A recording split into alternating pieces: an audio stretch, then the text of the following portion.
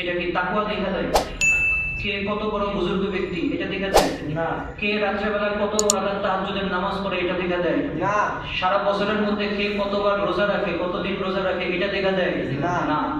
তো গাউস বাইতুল মুকাররমের খতিব হয়ে যাওয়া যে ওলি আল্লাহ তাআলা, বাইতুল মুকাররমের খতিবের চাইতে হাজার গুণ বড়, হাজার গুণ শ্রেষ্ঠ আলেম বাংলাদেশে আছে কি নাই? আছে। ঠিক তেমনি কাবাতুল্লাহর মধ্যে কাবার সম্মান আছে, কাবা শরীফের সম্মানের জায়গা, ওটাকে আমরা সম্মান করি। কিন্তু আপনাদেরকে এই বাস্তবতা জানতে হবে যে কাবা শরীফের ইমাম, হারামাইন শরীফের ইমাম, এটা একটা পোস্ট। সরকার যাকে পোস্টের মধ্যে বসাবে সেই বসবে। কাবা শরীফের ইমাম এটা তার এলেম দেখা দেয় না, এটা লবিং দেখা দেয়। এটা আমার কথাটাকে অন্যভাবে নেওয়ার কোনো সুযোগ নাই, এটাই বাস্তব। আমি কাউকে অসম্মান করে বলছি না। যার সরকার পর্যন্ত লবিং আছে সেই শুধুমাত্র চাইতে পারে, এটা কাউকে অসম্মান বা ছোট করে বলছি না, এটাই বাস্তব।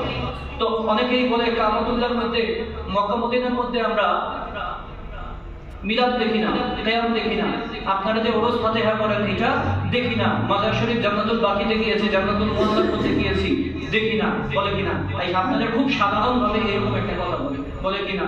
সোশ্যাল মিডিয়াতেও আপনারা দেখবেন, আপনার সোশ্যাল মিডিয়াটা খুলবেন, এত বড় বড় একটা লাল রুমাল লাগায়া আপনার সামনে বলবে আপনি এখনো যান ভাই মক্কা শরীফের মধ্যে গিয়ে দেখবেন কোনো মিলাদ মাহফিল হয় কিনা? হয় না। তাহলে ইসলাম এইটা কি মক্কা মদিনা থেকে আসছে না বাংলাদেশ থেকে আসছে? তো আমরা বলি এটা তো মক্কা মদিনা থেকে আসছে, কথা ঠিক না? তো মক্কা মদিনা থেকে ইসলাম আসছে, তাহলে ওইখানকার ইসলাম ফলো করবো না এইখানকার ইসলাম ফলো করবো? তো আপনারা সরল মনা মানুষ, আপনারা অবশ্যই বলবেন মক্কা মদিনা ইসলাম ফলো করবো। তো আপনাদেরকে বলবে মক্কার মধ্যে তো মিলাদ কিয়াম নাই, মক্কা শরীফের মধ্যে হারামাইন এতই যদি মহব্বতের কাজ হয়, মিলাদ কিয়াম করা এতই যদি আদবের কাজ হয়, এতই যদি সওয়াবের কাজ হয়, তাহলে নবীর রওজা শরীফের সামনে মিলাদ নাই কেন? বলে কি বলে না? বলে। আপনাদের আমি আজকে ছোট্ট দুইটা কথা বলে দিই, আপনার অন্তরের মধ্যে রাখবেন। যদি এরকম ওয়াসওয়াসায় কখনো পড়ে থাকেন আজকেই শুধরে যাবেন, এই কথাটা মাথায় রাখবেন। অন্য যারা ওয়াসওয়াসার মধ্যে পড়েছে তাদেরকে আমার এই আজকের 2 মিনিটের কথা তার কাছে একটু পৌঁছায় দিবেন। আপনারা দিবেন তো ইনশাআল্লাহ? দিবেন তো? শুনেন, যদি আপনাদেরকে বলে মক্কা শরীফ থেকে মদিনা শরীফ থেকে ইসলাম এসেছে, এই কথাটা আংশিকভাবে সত্য। আমি আবার বলি কথাটা, দায়িত্ব নিয়ে আমি বলছি, মক্কা এবং মদিনা থেকে ইসলাম এসেছে এই কথাটা আংশিকভাবে সত্য। তাহলে পুরো সত্যটা কি? মক্কা এবং মদিনা হচ্ছে ইসলামের উৎপত্তি স্থল। কি? আমি আপনাকে বলে দিই, 4 মাযহাব, হানাফি বলেন, শাফিঈ বলেন, মালিকি এবং হাম্বলি বলেন, 4 মাযহাবের মধ্যে শুধুমাত্র ইমাম মালিক তিনি মদিনা শরীফের ইমাম। কিসের ইমাম? মদিনা শরীফের ইমাম। ইমাম আবু হানিফা, ইমাম শাফি, ইমাম আহমদ বিন হাম্বল একজনও মক্কার না মদিনার। ইমাম আজম আবু হানিফা রাদিয়াল্লাহু তাআলা ইরাকের কুফার মধ্যে। কোথায়? ইমাম শাফি ইরাকের মধ্যে থাকছেন, ইমাম আহমদ বিন হাম্বল ইরাকের মধ্যে থাকছেন, বসরার মধ্যে থাকছেন। সুবহানাল্লাহ। তাইলে বলেন তো 4 মাযহাবের মধ্যে শুধুমাত্র মালিকি মাযহাব, সেও মক্কার মধ্যে না মদিনার মধ্যে। কারণ সারা জীবনে একবারে তিনি শুধু মক্কায় আসছেন। কয়বার? ইমাম মালিক জীবনে একবার মক্কা শরীফের মধ্যে আসছেন হজ করার জন্য, আর একবারও আসেন নাই। তিনি সারা জীবন মদিনা তৈয়বার মধ্যে থেকেছেন। এখন আপনাদেরকে যদি বলে মক্কা থেকে ইসলাম এসেছে, আমরা বলি ইসলামের উৎপত্তি আমার নবী উৎপত্তি স্থল নির্ধারণ করেছেন মক্কা এবং মদিনা, কিন্তু ইলম যা কিছু আছে সেটা মক্কা এবং মদিনা থেকে না, মক্কা এবং মদিনার বাইরে থেকে আসছে।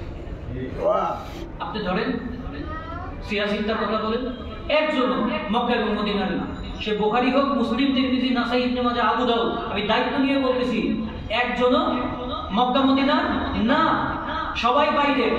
এবার আসেন পরবর্তী সময়ে ইসলামের যত খেদমত হয়েছে, যত বড় বড় আলেমে দ্বীন বলেন না কেন, সবাই আমাদের এই পাক ভারত উপমহাদেশ থেকে এসেছে। আমি দায়িত্ব নিয়ে বলতেছি, আপনি ইলমের যতগুলা কিতাব আপনি খোলেন,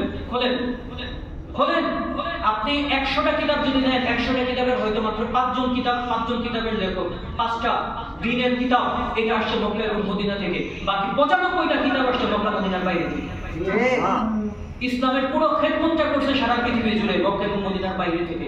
এই জন্য প্রথম একটা এলমি জবাব দিলাম যারা বলে মক্কা এবং মদিনা থেকে ইসলাম এসেছে, এই জন্য আমরা ওই ইসলাম ফলো করবো না। বাবা, মক্কা এবং মদিনা থেকে 1400 বছরের পরিপূর্ণ ইসলাম আসেনি।